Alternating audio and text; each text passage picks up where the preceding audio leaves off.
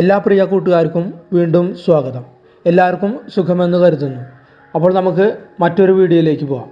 ഇന്നത്തെ വീഡിയോയിൽ നമ്മൾ പരിശോധിക്കാൻ പോകുന്നത് ലോക്സഭാ തിരഞ്ഞെടുപ്പ് അടുത്ത് വരികയാണ്. അതിൻ്റെ ഒരു ഇമ്പാക്റ്റ് ഓഹരി വിപണിയിൽ വന്നു തുടങ്ങിയിട്ടുണ്ട്. അപ്പോൾ നമ്മൾ എന്തൊക്കെ കാര്യങ്ങൾ ശ്രദ്ധിക്കണം, അത് പഴയ നിക്ഷേപകർക്ക് അറിയാൻ പറ്റും. ഒരു ബഡ്ജറ്റ് വന്നാൽ ഇൻഡെക്സ് അല്ല ഓഹരി വിപണി എങ്ങനെ പ്രതികരിക്കും, അല്ലെങ്കിൽ ഇലക്ഷൻ റിസൾട്ടിന് മുമ്പ് ഇലക്ഷൻ റിസൾട്ടിന് ശേഷം ഒക്കെ മാർക്കറ്റ് എങ്ങനെ ബിഹേവിയർ ചെയ്യും റിസൾട്ടിനെ പറ്റിയിട്ട്. പക്ഷേ പുതിയതായി വന്ന ഒരു നിക്ഷേപകന് അത് അറിയാനായിട്ട് സാധ്യതയില്ല. കാരണം അവൻ ചരിത്രം അത്രയ്ക്കായിട്ട് ഡീപ്പായിട്ട് പഠിച്ചിട്ടുണ്ടാവില്ല.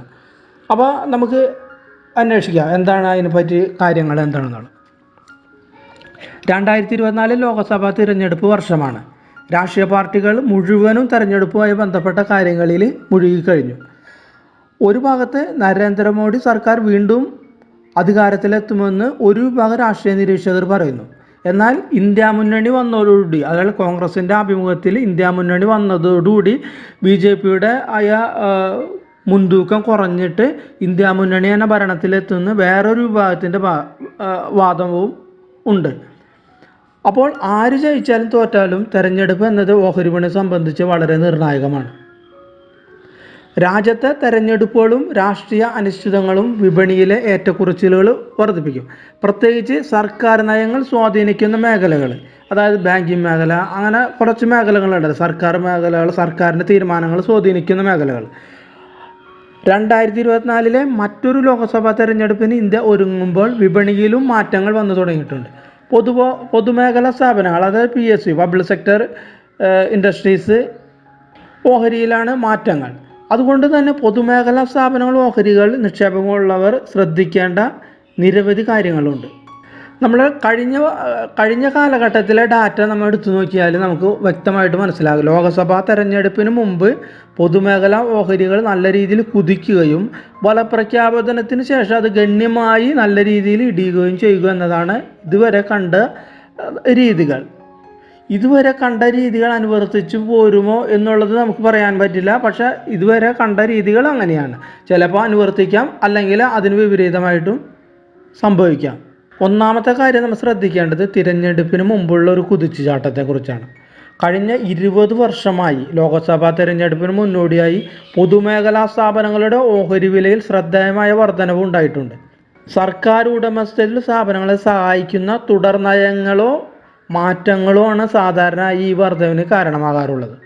സർക്കാരിൽ നിന്നും ലാഭകരമായ കരാറുകളും അല്ലെങ്കിൽ നയപരമായ തീരുമാനങ്ങളും പ്രതീക്ഷിച്ച് നിക്ഷേപകർ ഈ ഇക്വിറ്റികളിൽ നിക്ഷേപം നടത്തുന്നതിനാണ് ഇലക്ഷന് മുമ്പുള്ള കുതിപ്പിനുള്ള പ്രധാനമായ കാരണം. രണ്ടാമത്, തിരഞ്ഞെടുപ്പിന് ശേഷമുള്ള ഇടിവ്. ലോക്സഭാ തിരഞ്ഞെടുപ്പിന് ശേഷം, അതായത് തിരഞ്ഞെടുപ്പ് ഫലം പ്രഖ്യാപിക്കുകയും പുതിയ സർക്കാർ അധികാരത്തിൽ വരികയും ചെയ്യുന്നതോടെ പൊതുമേഖലാ ഓഹരികൾ പതിയെ താഴ്ന്നു തുടങ്ങും. സർക്കാർ നയത്തിലെ മാറ്റങ്ങൾ, സാമ്പത്തിക പരിഷ്കാരങ്ങൾ, അല്ലെങ്കിൽ നിക്ഷേപകരുടെ മനോഭാവത്തിലെ മാറ്റം എന്നിവയാണ് പൊതുമേഖലാ ഓഹരികളുടെ ഇറക്കത്തിന് കാരണമാകുന്നത്. നമ്മുടെ ഇന്നത്തെ 2024 സാഹചര്യം നമ്മൾ പരിശോധിച്ച് കഴിഞ്ഞാൽ രാജ്യം ലോക്സഭ തിരഞ്ഞെടുപ്പിന് സമീപിച്ചു. കുറച്ച് ദിവസങ്ങൾ മാത്രമേ തിരഞ്ഞെടുപ്പിനായിട്ടുള്ളൂ.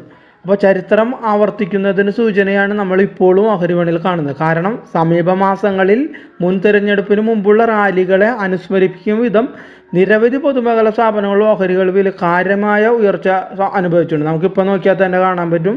റെയിൽവേ ഓഹരികൾ, ബാങ്കിങ് ഓഹരികളൊക്കെ നല്ല രീതിയിൽ കുതിപ്പ് അനുഭവപ്പെടുന്നുണ്ട്. ഊഹക്കച്ചവടവും രാഷ്ട്രീയ പ്രതീക്ഷകളും മൂലം ഊർജം, ബാങ്കിങ്, അടിസ്ഥാനത്തിൽ തുടങ്ങിയ മേഖലയുടെ കമ്പനികൾ നിക്ഷേപക താല്പര്യം നല്ല രീതിയിൽ വർദ്ധിച്ചിട്ടുണ്ട്.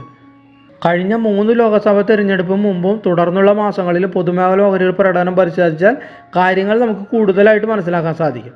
നമ്മൾ 2014 തിരഞ്ഞെടുപ്പ് എടുത്തു നോക്കിയാൽ പൊതുമേഖലാ സ്ഥാപനങ്ങൾ തിരഞ്ഞെടുപ്പിന് മുമ്പുള്ള മാസങ്ങളിൽ കാര്യമായ റാലികൾക്ക് സാക്ഷ്യം വഹിച്ചു. എന്നാൽ ഫലപ്രഖ്യാപനത്തിന് ശേഷം വലിയ രീതിയിൽ അത് താഴ്ന്നു. ഇത് പ്രോഫിറ്റ് ബുക്ക് ചെയ്യാത്തവർക്ക് ഉള്ള നേട്ടം, അതായത് പ്രോഫിറ്റ് കാണിച്ച ആ നേട്ടം മുഴുവനും ഇല്ലാതായിട്ട് മാറിയ ഒരു ചരിത്രമാണ് 2014 തിരഞ്ഞെടുപ്പിൽ കാണാനായിട്ട് സാധിക്കുന്നത്. ഇനി 2019 തിരഞ്ഞെടുപ്പ് വന്നാലോ? പൊതുമേഖലാ സ്ഥാപന തിരഞ്ഞെടുപ്പ് മുമ്പ് വിലയിൽ കുതിച്ചുചാട്ടം അനുഭവിച്ചതോടെ സമാനമായ പാറ്റേണുകൾ ഉയർന്നു വന്നു. 2014 പോലെ ഫല പ്രഖ്യാപനത്തിന് ശേഷം വിപണി ഇടിഞ്ഞു. ഇനി നിലവിലെ സാഹചര്യം നോക്കിയാലും തെരഞ്ഞെടുപ്പ് മുമ്പുള്ള മാസമായതുകൊണ്ട് തന്നെ പൊതുമേഖലാ ഓഹരി റാലി ആരംഭിച്ചിട്ടുണ്ട്. ആദ്യകാല സൂചനകൾ ചരിത്രത്തിന് ആവർത്തനം കാണിക്കുന്നത്. അതുകൊണ്ട് തന്നെ നിക്ഷേപകർക്ക് ജാഗ്രത പാലിക്കാനും വോട്ടെടുപ്പിന് ശേഷമുള്ള ചാന്താട്ടത്തിന് തയ്യാറാവാനും ആണ് നമ്മൾ മനസ്സിലാക്കേണ്ട കാര്യം. നമ്മൾ ഇപ്പോൾ ശ്രദ്ധിക്കേണ്ട കാര്യം എന്തെന്ന് വെച്ചാൽ, മുൻകാല പ്രകടനവും ഭാവി ഫലങ്ങളെ സൂചിപ്പിക്കുന്നില്ലെങ്കിലും പൊതുമേഖലാ സ്ഥാപനങ്ങളുടെ ഓഹരികൾ, ലോകസഭാ തെരഞ്ഞെടുപ്പുകൾ എന്നിവയെ ചുറ്റിപ്പറ്റിയുള്ള ചരിത്രമായ പാറ്റേൺ നിക്ഷേപകർ ഒരു മുന്നറിയിപ്പായി തന്നെ എടുക്കണം. രാഷ്ട്രീയവുമായി ബന്ധപ്പെട്ട അന്തർലീനമായ അസ്ഥിരതയും അനിശ്ചിതത്വവും വിപണിയിലെ ഏറ്റക്കുറച്ചിലുകൾ വർദ്ധിപ്പിക്കും. പ്രത്യേകിച്ച് സർക്കാർ നയങ്ങളോട് സെൻസിറ്റീവായ മേഖലകൾ. നിക്ഷേപകർ പൊതുമേഖലാ ഓഹരികളെ കുതിച്ചുചാട്ടത്തെ വിമർശനാത്മകമായി സമീപിക്കണം. അതായത് ഹ്രസ്വകാല നേട്ടങ്ങളുടെ ആകർഷണം നമ്മളെ വളരെ രീതിയിൽ പ്രലോഭിപ്പിക്കുന്നതാണെങ്കിലും അടിസ്ഥാന വിശകലനത്തിലും റിസ്ക് മാനേജ്മെൻറ്റിലും നിലനിൽക്കേണ്ടത് അത്യാവശ്യമാണ്. അതായത് നമ്മളെ റിസ്ക് എത്രയാണെന്നുള്ളത് നമ്മൾ ആദ്യമേ കാൽക്കുലേറ്റ് ചെയ്യണം. ഒരു ഓഹരി എടുക്കുമ്പോൾ തിരഞ്ഞെടുപ്പിനെ ചുറ്റിപ്പുള്ള ആഹ്ലാദം പലപ്പോഴും കമ്പോളത്തിരുത്തൽ വഴിയൊരുക്കുന്നുവെന്നും കാത്തു നിൽക്കുന്നവർ കാര്യമായ നഷ്ടം നേരിട്ട ചരിത്രത്തിൽ. അതായത് നമ്മൾ തെരഞ്ഞെടുപ്പിന് മുമ്പുള്ള ആ റാലിയിൽ ആ കുതിച്ചിങ്ങനെ തുടങ്ങുമ്പോൾ, അതായത് സ്റ്റാർട്ട് ചെയ്ത് അതിൽ നമുക്ക് കയറിപ്പോണം. അല്ലാണ്ട് കയറി പോകുന്നത് നോക്കി നിന്നിട്ട് ഏറ്റവും മുകളിൽ എത്തിക്കഴിഞ്ഞിട്ട് തെരഞ്ഞെടുപ്പും റിസൾട്ടും വന്ന് ഏറ്റവും അപ്പോൾ നമ്മൾ ഒരു ശുഭാപ്തി വിശ്വാസത്തോടെ അതിൽ കയറും. തെരഞ്ഞെടുപ്പ് വന്നു, ഒരു മെജോറിറ്റി ഉള്ള സർക്കാർ വന്നു എന്ന് പറയുമ്പോൾ, പക്ഷേ നമ്മൾ ഈ ഓഹരികളൊക്കെ നല്ല രീതിയിൽ കയർന്നിട്ട് പ്രോഫിറ്റ് ബുക്കിങ്ങിൻ്റെ സമയത്തായിരിക്കും പല റീറ്റെയിൽ നിക്ഷേപകരും അതിൽ ചാടി കയറുക. അത് വീണ്ടും അവിടെ തിരിഞ്ഞിട്ട് നഷ്ടത്തിലേക്ക് നേരിടേണ്ടതായിട്ട് വരും. ഇന്ത്യ മറ്റൊരു തിരഞ്ഞെടുപ്പ് കാലത്തിലേക്ക് നീങ്ങുമ്പോൾ നിക്ഷേപകർ തങ്ങളുടെ നിക്ഷേപ തീരുമാനം ജാഗ്രത പാലിക്കുകയും ദീർഘകാല വീക്ഷണം നിലനിർത്തുകയും ചെയ്യുന്നത് ആണ് ഒരു ബുദ്ധി.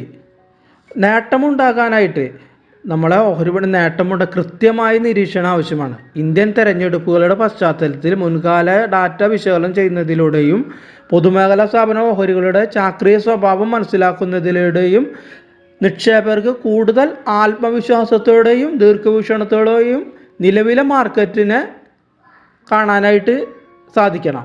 അതുവഴി തെരഞ്ഞെടുപ്പ് കാലത്ത് നമ്മൾ നേട്ടമുണ്ടാക്കാനായിട്ട് ശ്രമിക്കണം. കൃത്യമായ മണി മാനേജ്മെൻറ്റും കൃത്യമായ സ്ട്രാറ്റജിയും ഇൻപുട്ട് ചെയ്തിട്ട് വേണം നമ്മൾ ഈ സമയത്ത് മാർക്കറ്റിനെ സമീപിക്കാൻ ശ്രമിക്കേണ്ടത്. അപ്പോൾ ഇത്രയുമാണ് ഈ വീഡിയോയിലൂടെ പങ്കുവയ്ക്കാൻ ഉദ്ദേശിച്ച കാര്യങ്ങൾ. അപ്പോൾ വീഡിയോ കണ്ട എല്ലാവർക്കും നന്ദി, നമസ്കാരം.